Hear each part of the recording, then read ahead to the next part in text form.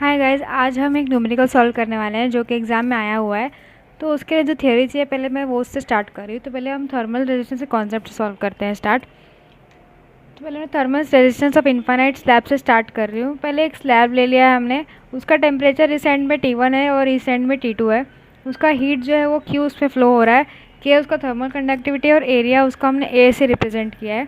तो according to Fourier's law है वो क्या हो जाएगा equation Q/A is equal to K/B T1 minus T2। अब B क्या है, ये जो इसका विड्थ है ये B है।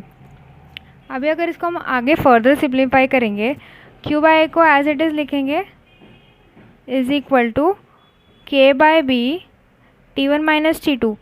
इसको अगर हम रीशफल करेंगे तो हम लोगों को क्या मिलेगा, ये मैं क्या कर रही हूँ Q को यहाँ पे रख के बाकी सबको रीशफल करने जा रही हूँ। इक्वेशन यहाँ से क्या हो जाएगा, B को मैंने यहाँ पे सेंड किया, B बाय अब ये K को यहाँ लेके आ रही हूँ तो K into A as it is यहीं पे है। क्या मैंने बस सिंपली किया, B को यहाँ पे ले गए लेफ्ट हैंड साइड पे तो डिनोमिनेटर में था तो न्यूमिनेटर में हो गया। K को नीचे लेकर आई तो B बाई K हो गया is equal to T1 minus T2 upon Q। तो ये एक इक्वेशन मिल गया हमें। अभी T1 minus T2 upon Q ये क्या है, इसको हम बोलते हैं थर्मल रेजिस्टेंस। थर्मल रेजिस्टेंस का क्या मतलब होता है, सिंपल, ये जो है वो हीट फ्लो को अपोज करने का काम करता है। रेजिस्टेंस क्या होता है, opposition to the flow of electric current होता है सर्किट के रिस्पेक्ट में, और यहाँ पे हीट के रिस्पेक्ट में ये क्या होता है, ऑपोजिशन टू हीट फ्लो। उसको हम बेसिकली क्या बोलेंगे, थर्मल रेजिस्टेंस।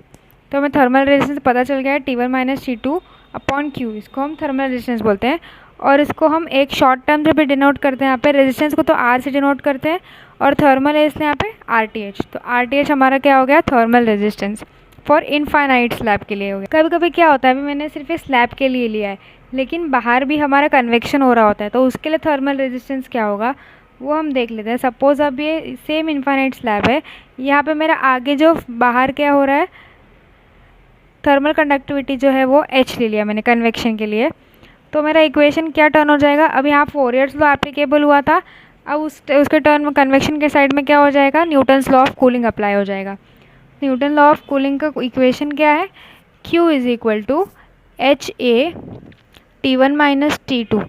अभी अगर मैं इसको रीअरेंज करूँगी तो मुझे क्या मिल जाएगा, यहाँ से T1 minus T2 upon Q is equal to 1 upon HA।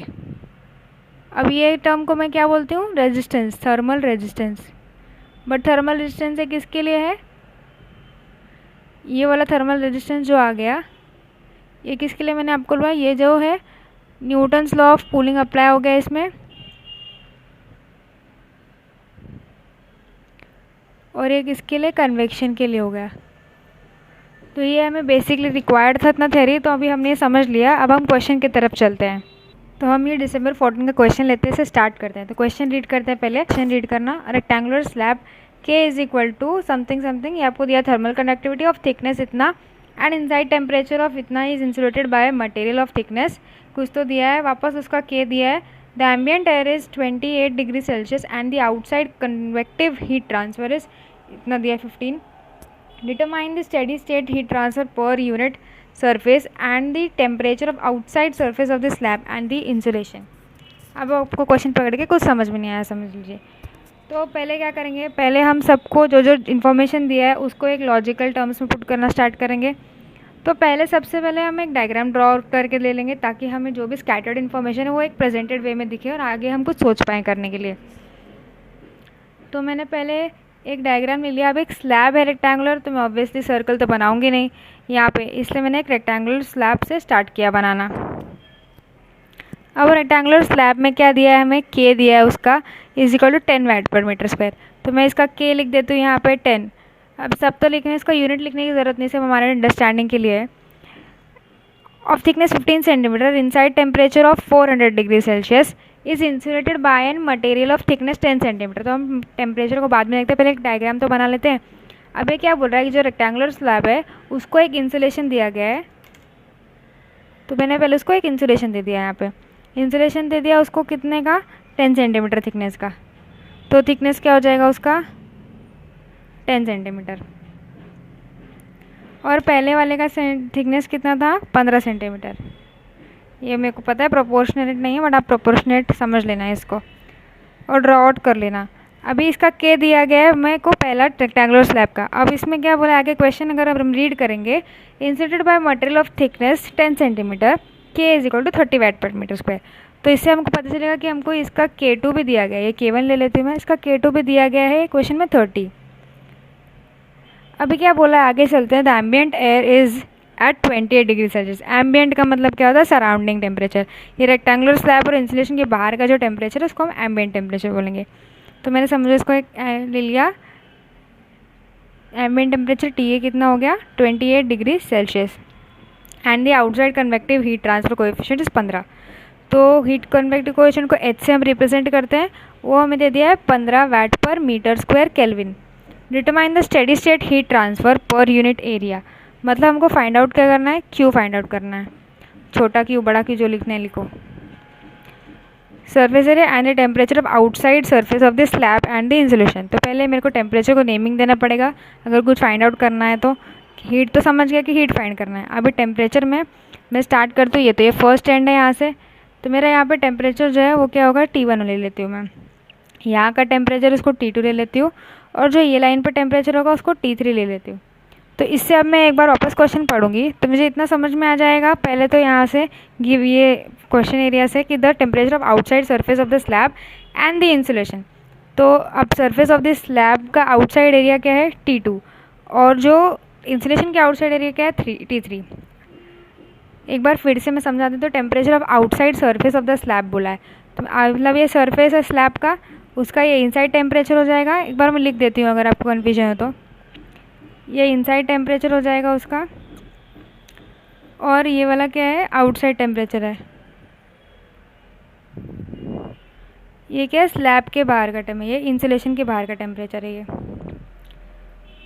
तो मतलब मुझे फाइंड आउट करना है, T2 फाइंड आउट करना है और मुझे T3 फाइंड आउट करना है। आप क्वेश्चन रीड करूँगी तो मुझे पता चलेगा कि इनसाइड टेम्परेचर जो है दिया हुआ है 400 डिग्री सेल्सियस।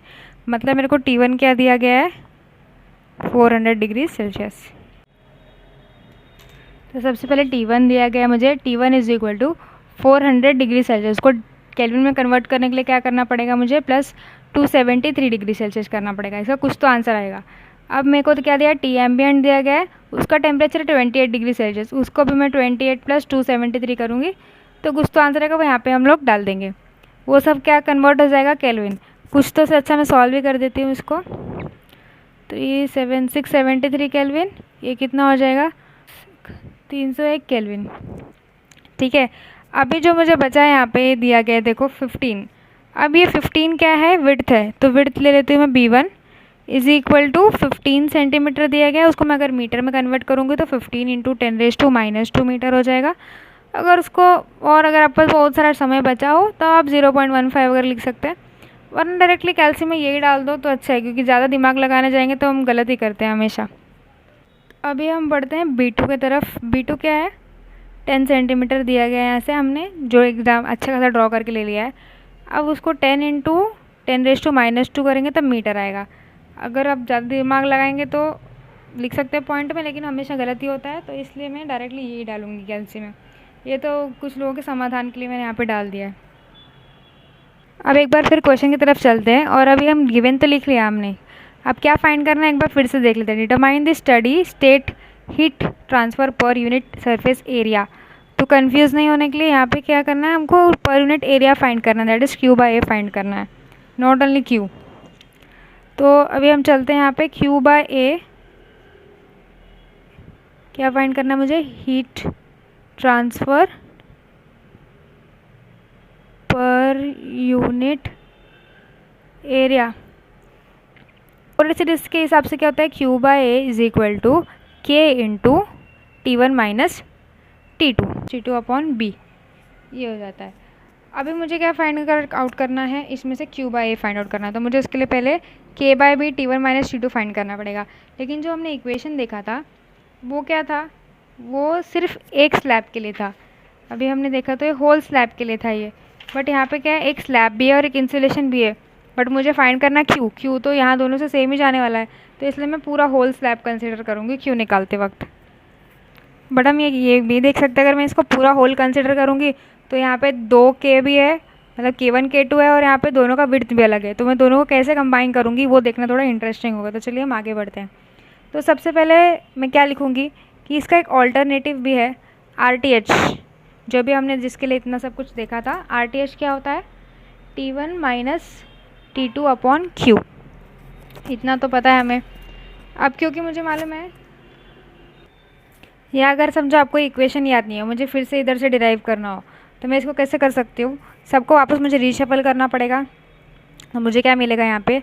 बी को मैंने यहाँ भेज दिया अपॉन KA इज इक्वल के को मैंने यहाँ भेज दिया। यहाँ पे T1 minus T2 upon Q। तो ये टर्म है वो क्या है? RTH, यानी कि थर्मल रेजिस्टेंस। अभी यहाँ पे मुझे क्या बोला है फाइंड आउट करने के लिए? ए तो हम लोगों को यहाँ चाहिए राइट हैंड साइड में, किसके साथ में? Q के साथ में। इसलिए मैं अभी for the time being B upon K consider करूँगी। तो इधर मैं RTH क्या लूँगी? B अपॉन K, और A को मैंने समझे यहाँ पे भेज दिया। तो मेरा नया इक्वेशन क्या हो गया? RTH is equal to B by K। अभी डायग्राम की तरफ चलते हैं। अभी RTH मुझे 3 निकालना पड़ेगा, एक तो यहाँ फर्स्ट स्लैब के लिए, एक सेकेंड स्लैब के लिए, एक इंसुलेशन के लिए। तो फर्स्ट स्लैब और सेकेंड स्लैब में तो दोनों का K दिया है वैल्यू का, और उसका B क्या है? 15 और उसका 10। तो मुझे RTH मिल जाएगा RTH1 is equal to B1 by K1। B1 का वैल्यू दिया है 15 into 10⁻² divided by K1। K1 का वैल्यू दिया हुआ है मुझे 10 वाट पर metre square metre kelvin. Metre में कन्वर्ट हो गया। अब इसको सॉल्व करेंगे तो हमको मिलेगा, यहाँ से 10 कट जाएगा, यहाँ से -1 कट जाएगा, तो क्या हो जाएगा? 15 इंटू 10⁻1 बचेगा, यानी कि 1.5 बचेगा RTH का। अभी मुझे RTH2 निकालना है, यानी कि सेकेंड या कि इंसुलेशन का है वो। तो B2 by K2 is equal to, B2 क्या है? 10 सेंटीमीटर दिया है, 10 इंटू 10⁻² डिवाइडेड बाय उसका वैट क्या है? थर्मल कंडक्टिविटी 30 है। 0 0 कैंसिल हो गया।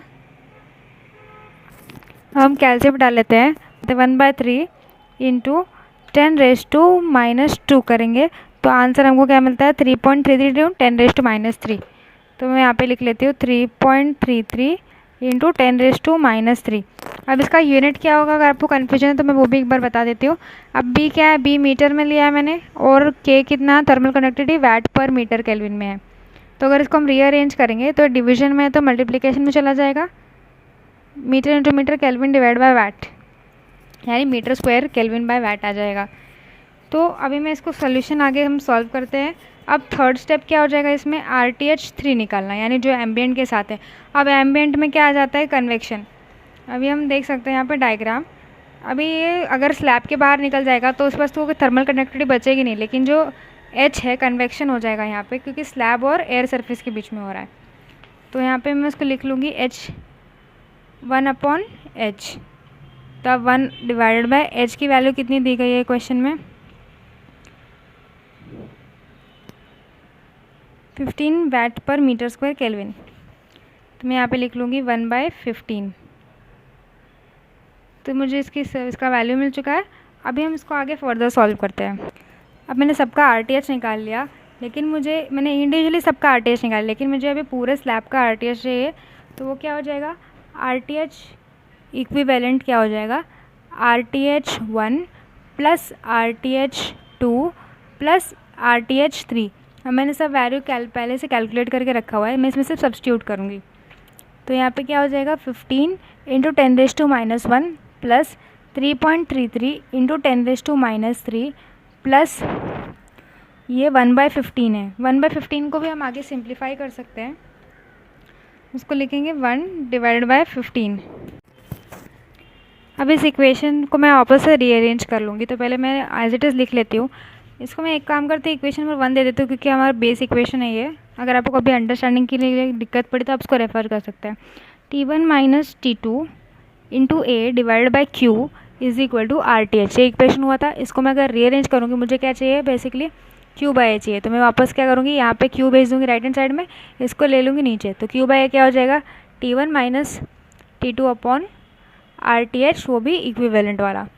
तो ये इक्वेशन को मैं अभी यूज़ करने वाली हूँ आगे। तो इसको हम इसमें सारे वैल्यूज सब्स्टिट्यूट कर लेते हैं। तो बेसिकली मैं जब ये पूरा स्लैब कंसिडर कर रही हूँ तो T1 मेरा ये हो जाएगा, ये पार्ट हो जाएगा, और जो T2 है वो एम्बिएंट टेम्परेचर हो जाएगा। तो देयरफॉर मेरा इक्वेशन क्या आ जाएगा, Q/A is equal to T1 minus TA divide by RTH equivalent. तो यहाँ पे मैं सब्स्टिट्यूट कर लूँगी। मुझे T1 की वैल्यू हमने क्वेश्चन में ऑलरेडी केल्विन में कन्वर्ट करके रखी हुई है 673 और TA की 301। तो मैं यहाँ पे डाल देती हूँ 673 माइनस 301, और RTH इक्विवेलेंट तो हमने कैलकुलेट करना भूल गए, वो भी कैलकुलेट कर लेते हैं। 15 इंटू 10⁻⁻1 प्लस 3.33 इंटू 10⁻³ प्लस 0.066। अगर आप ये नहीं चाहते हैं तो आप डायरेक्टली यहाँ पे 1/15 भी लिख सकते हैं, अगर आपको ज़्यादा कैलकुलेशन से बचना है तो। इसका आ जाएगा 1.569। तो यहाँ पे मैं लिख देती हूँ 1.569। तो ये मुझे वैल्यू मिल गई यहाँ से, तो इधर लिख लेती हूँ 1.569। अब इसको कैल्शियम में डालूँगी सीधा सीधा और आंसर निकालूँगी। 673 माइनस 301 डिवाइडेड बाय आंसर जो आया था वो 236.94 आया गया आंसर। 236.943 यूनिट क्या हो जाएगा, वैट पर मीटर स्क्वायर, क्योंकि एरिया जो है वो डिनोमिनेटर में है इसलिए।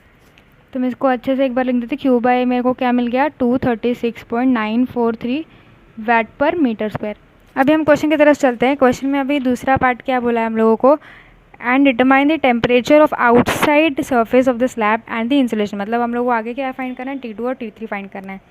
अभी हमको Q फाइंड करने के लिए पूरा स्लैब को whole as a individual treat करना पड़ा। अब T2 और T3 को फाइंड करने के लिए हम लोगों को एक एक पार्ट ट्रीट करना पड़ेगा। तो पहले फर्स्ट कंसिडर करूँगी, सेम इक्वेशन हो जाएगा। हमने ऑलरेडी फाइंड करके रखा हुआ है RTH, तो हमको उल्टा आसानी होगी फाइंड आउट करने में। तो हम स्टार्ट कर देते हैं पहले। अब मुझे टेम्परेचर फाइंड आउट करना है। Temperature T2 and T3। तो पहला मेरे को अभी डायग्राम की तरफ चलते हैं हम लोग। पहले के लिए हम लोग स्लैब 1 कंसिडर करेंगे, T1 एंड T2। तो इसका इक्वेशन हमने ऑलरेडी लिखा हुआ है, इक्वेशन नंबर 1 क्या होता है, T1 minus T2/Q is equal to B/K। ये RTH है।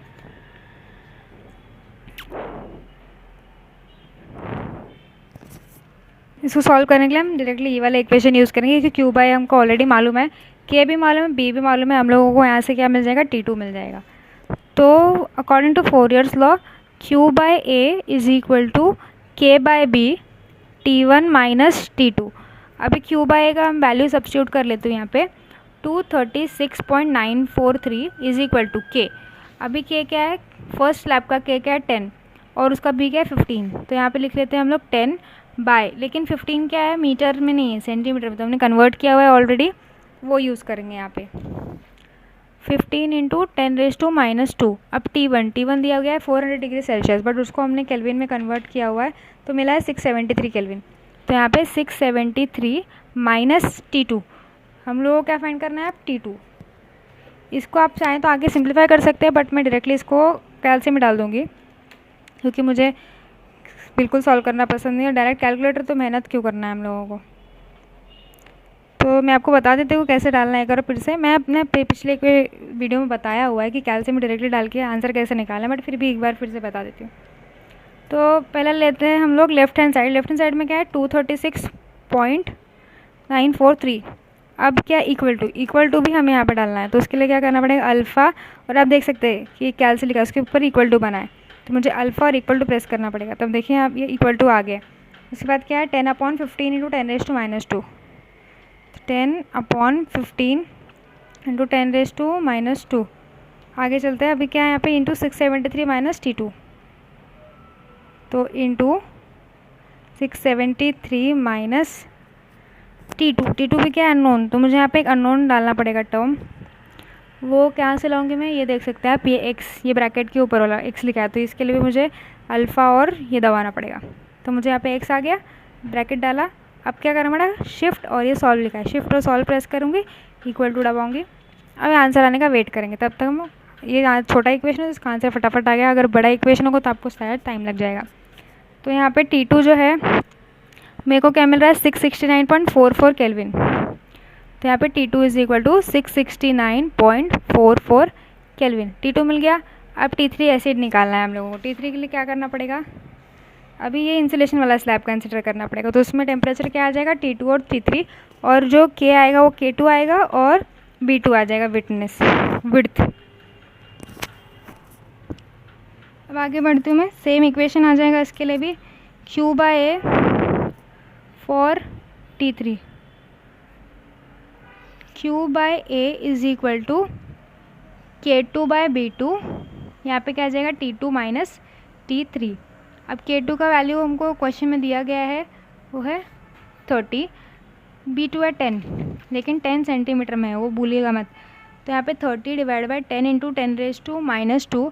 T2 का वैल्यू अभी हमने फाइंड किया है, यहाँ से ये है 669.44 केल्विन, माइनस T3 अननोन है, और Q/A का वैल्यू जो है वो है 236.943 जो हमने सॉल्व किया है। अब इस इक्वेशन को सेम कैल्शियम में डालेंगे और उसका आंसर निकाल लेंगे। इसका भी सेम प्रोसेस है। तो T3 का आंसर जो है वो आता है, T3 की वैल्यू मिल गई 668.65 केल्विन। अब मेरे को सब कुछ मिल चुका है, मैं एक बार क्वेश्चन की तरफ चलती हूँ। क्वेश्चन में क्या लिखा है, determine the steady state heat transfer per unit area. तो ये मुझे मिल गया Q/A and the temperature of outside surface of the slab यानी T2, ये भी निकाल लिया हमने, एंड दी इंसुलेशन मतलब T3, ये भी हमने निकाल लिया। तो मैंने सारे वैल्यूज़ कैलकुलेट कर लिए। अगर आपको कुछ भी डाउट हो तो आप मुझसे कमेंट करके पूछ सकते हैं, और ये सारे मैंने जो भी वीडियो बनाया उसका PDF मैं आपको टेलीग्राम चैनल पे अपलोड कर दूँगी, आप वहाँ से जाके डाउनलोड कर सकते हैं। आपको कोई भी अगर डाउट हो तो आप मुझसे वो पूछ सकते हैं, मैं आपके लिए वो वीडियो बना दूँगी। अगर आपको कोई भी वीडियो की रिक्वेस्ट है तो आप मुझसे पूछ सकते हैं। Thank you for watching.